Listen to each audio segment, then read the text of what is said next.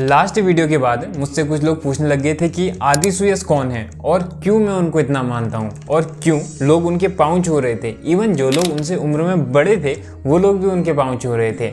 मेरे कुछ दोस्त भी मुझसे पूछ रहे थे कि ऐसा उनमें क्या खास था जो मैं उनसे मिलने गया था।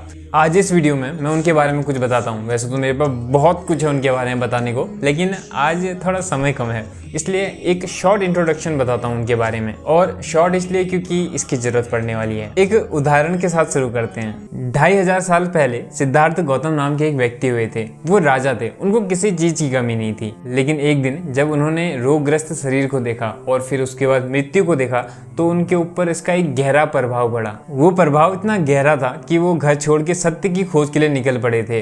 वो ये खोजने चले गए थे कि ये दुख क्यों होता है, जीवन मरण क्यों होता है, मृत्यु के बाद क्या होता है। इसके लिए वो बहुत सारे गुरुओं से मिले और फिर उन्होंने साधना की, ध्यान किया और फिर अंत में ध्यान करते करते उनको एक पेड़ के नीचे आत्मज्ञान हो गया। वो बुद्ध हो गए। इसके बाद वो संसार में घूमे, उन्होंने लोगों के दुख सुने और आत्मज्ञान की जो भी इच्छा करता था उनको उसका मार्ग बताया। उनके समय में बहुत सारे लोग बुद्धत्व को प्राप्त हुए। हिंदुओं की एक खासियत है, यहाँ ऐसा नहीं माना जाता है कि एक को ज्ञान प्राप्त हो गया तो अब इसके बाद किसी को नहीं होगा। यहाँ तो श्रृंखलाएं चलती हैं। जैसे पिछले कुछ आत्मज्ञानियों की बात करूं तो रामकृष्ण परमहंस हुए, विवेकानंद हुए, महर्षि रमन हुए, लहरी महाशय हुए, नीम करोली बाबा हुए, जय कृष्ण मूर्ति हुए, ओशो हुए और इत्यादि, और आगे भी होते रहेंगे। वो जो आत्मज्ञान प्राप्त होता है ना, वही ज्ञान आदि सुयश को प्राप्त है। और उनके कोई जीवित गुरु नहीं थे, उनके गुरु स्वयं शिव बने हैं। और ये बात मैं बहुत कॉन्फिडेंटली और कॉन्शियसली बोल रहा हूँ।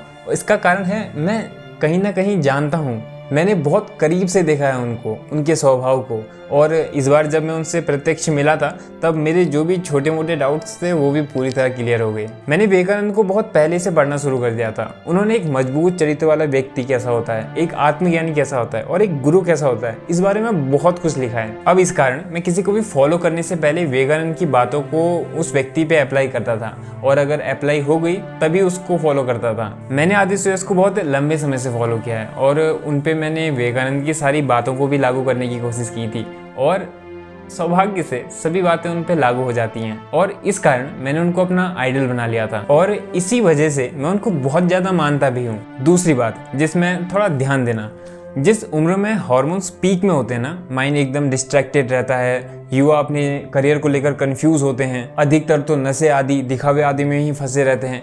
ऐसी उम्र में उन्होंने सभी वेद, पुराण और तंत्रों को समझ लिया था। और मैं पढ़ना नहीं कह रहा हूँ, समझ लिया था।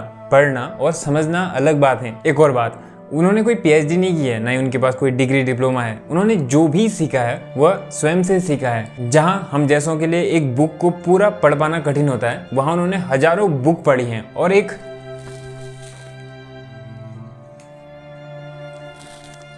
थ्रेड्स ऑफ ट्रांसेंडेंस नाम से बुक भी लिखी है, जो कि शिव सूत्रों के ऊपर एक कॉमेंट्री है।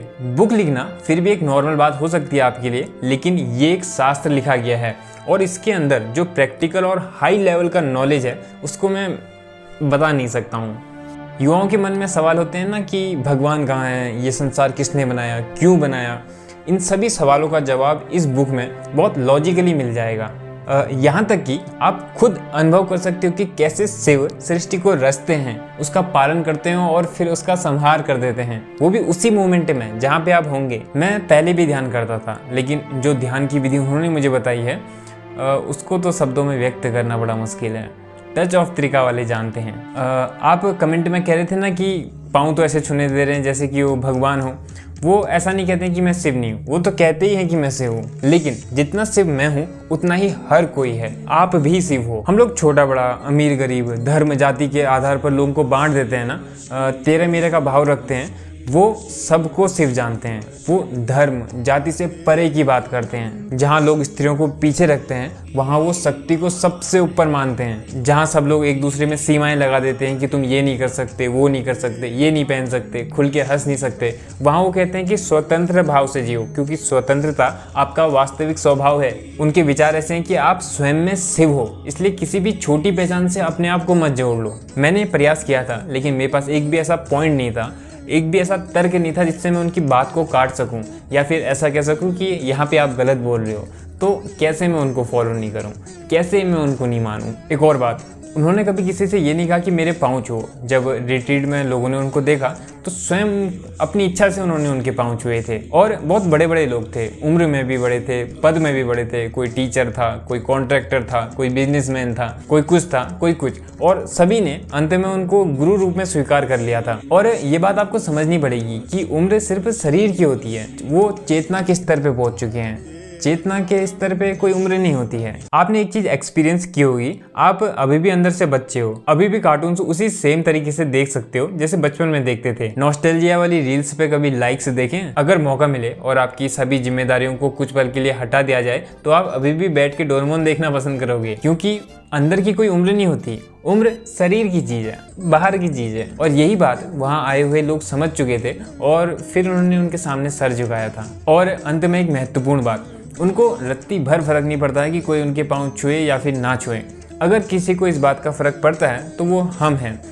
पाँव छूने से या फिर सर झुकाने से हमारा अहंकार झुकता है, हमारा अहंकार टूटता है, और अहंकार के कम होते ही मुक्ति का मार्ग खुलने लगते हैं। वरना आप खुद सोचो, सुबह सुबह जब आप सूर्य के सामने हाथ जोड़ के सर झुकाते हो तो इस बात से क्या सूर्य को कोई फर्क पड़ता है? या फिर जब आप तुलसी के सामने सर झुकाते हो या फिर किसी मंदिर की मूर्ति के सामने सर झुकाते हो तो आपको क्या लगता है इस बात से उस मूर्ति को या फिर तुलसी को फर्क पड़ता है? नहीं। अगर किसी को फर्क पड़ता है तो वो उसको पड़ता है जो हाथ जोड़ रहा है, जो अपना सर झुका रहा है। अहंकार के झुकने मात्र से जीवन में खुशहाली और सुख आता है। जितने भी उनके फॉलोअर्स होते हैं ना, वो बहुत खास हैं। क्यों हैं वो कभी विस्तार से बताऊंगा। रिट्रीट में मुझे एक्सपीरियंस हुआ था, मुझे एक प्योरिटी महसूस हुई थी, एक निर्दोषपन, इसके बारे में फिर कभी बात करेंगे। तो फिलहाल इतना उनके बारे में काफ़ी रहेगा। ओम नमः शिवाय।